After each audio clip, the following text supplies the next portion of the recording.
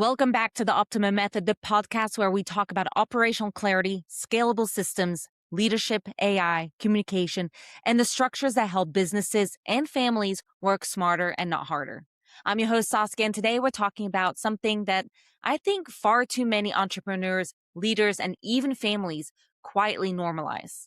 We're talking about operational chaos, not the obvious kind, not the everything is on fire chaos, but I'm talking about the kind that slowly becomes your culture, the kind where everyone is busy, but no one feels ahead, the kind where your brain never fully shuts off because you're mentally carrying every task, every reminder, every follow-up, every unanswered email, and even just checking in.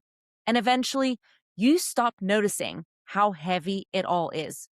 You just call it being busy, running a business, being a leader. But the truth is, chaos has a cost. And most people do not realize how expensive it becomes until it starts affecting their leadership, their health, their team, their family, their patience, and their ability to actually enjoy what they are good at, what they have built. So today, I want to talk about the hidden emotional and operational costs of chaos, why so many leaders unintentionally normalize it, how operational fatigue slowly builds, and what structure actually looks like in the real life. Because structure is not about restriction. Structure creates freedom. So one of the biggest misconceptions about operational chaos is that people think that chaos always looks dramatic. But honestly, most operational chaos hides behind success. The business may still be growing. Revenue may still be coming in. The calendar may be full. People may even compliment you and say, wow, you are crushing it. You do so much. I don't know how you manage everything. Meanwhile, internally, you feel exhausted. You wake up already behind. You constantly feel mentally overloaded. You cannot focus deeply because your brain is holding too many open loops. And what's dangerous is eventually that level of stress becomes your normal operating environment. You stop asking, is this sustainable? Can I keep doing this? Because you become conditioned to the survival mode. And I think so many entrepreneurs experience this because in the early stages of growth, hustle gets rewarded.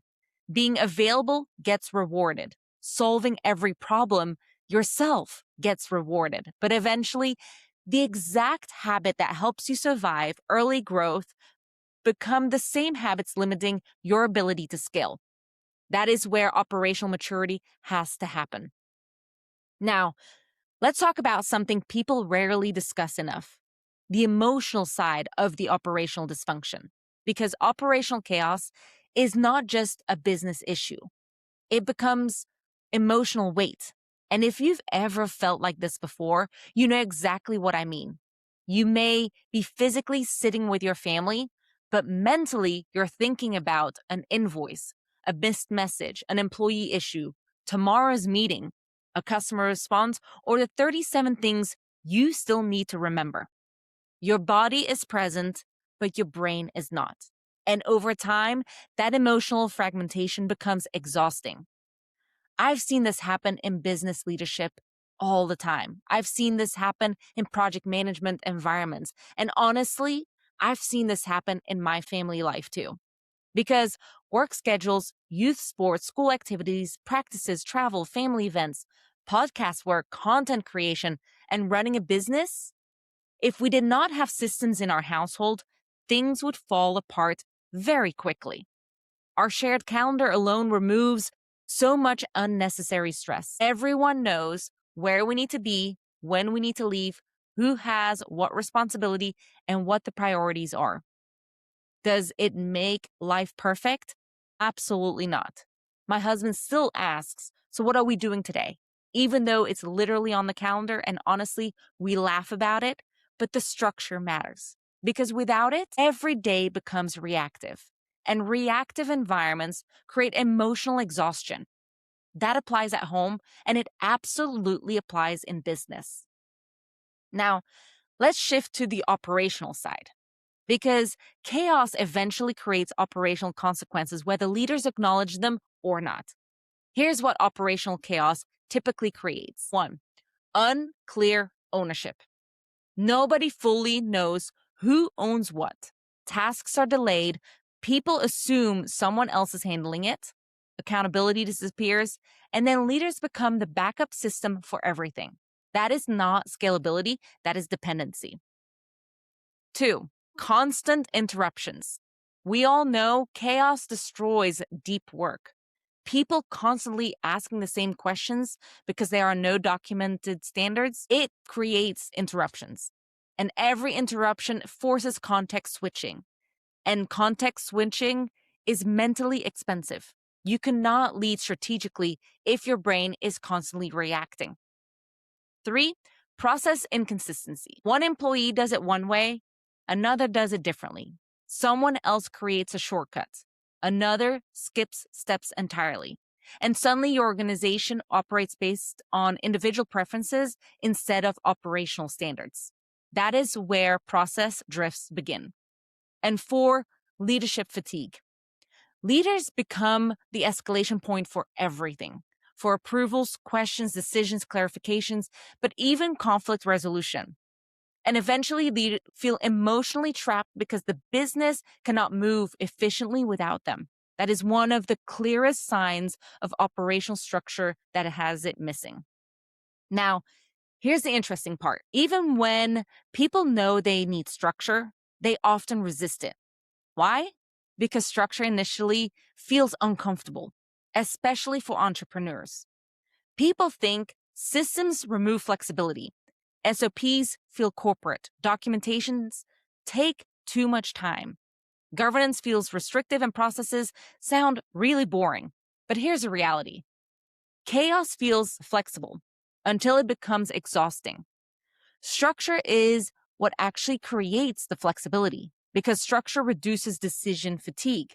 It improves communication, creates consistency, protects energy, improves delegation, and allows businesses to operate without constant emotional strain. The goal is not to create robotic environments. Nobody wants to work in that. But the goal is clarity, and clarity changes everything. Let's make this practical. Operational structure does not mean complicated systems. It does not mean a 300-page manual because we all know no one has that time to read it. Endless meetings or over-engineering everything. Good operational structure often looks simple. It looks like clearly defined ownership, shared visibility, repeatable processes, communication expectations, decision frameworks, and documented standards. That's it. It's simple, intentional, and repeatable. And honestly, the strongest operational environments usually feel calmer, not louder. Calm operations are not accidental. They are designed, and we can get you there together. So one thing I want you all to understand today is this. You do not need to fix everything overnight. It is impossible. Sometimes operational transformation starts with one simple system, one checklist, one documented process, one weekly planning session, one calendar cleanup, one communication expectation, one ownership clarification, one recurring meeting structure, one workflow, one decision framework. Small structure creates momentum, and momentum reduces chaos. I think sometimes people assume operational excellence means perfection. It is not. It means intentionality. That's the difference. At some point, every leader has to make a decision.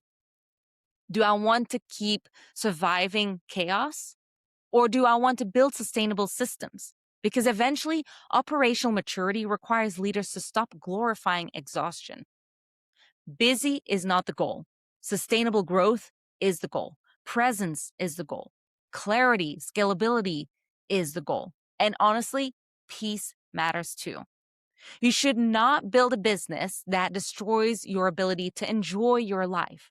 That is not success.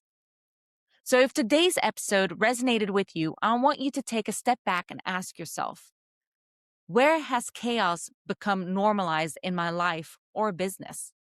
Where am I carrying too much mentally? Where is structure missing? And what is one small operational improvement I can make this week?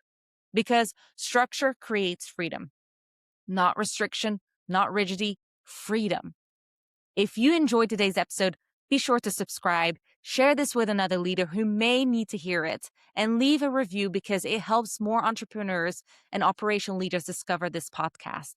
And if you're ready to start creating more clarity inside your business, download the operations checklist, explore the resources inside the Optima Vault, where we provide SOPs, frameworks, governance tools, templates, and operational systems designed to help you work smarter, not harder. Thank you for listening to the Optima Method. And remember, clarity changes everything.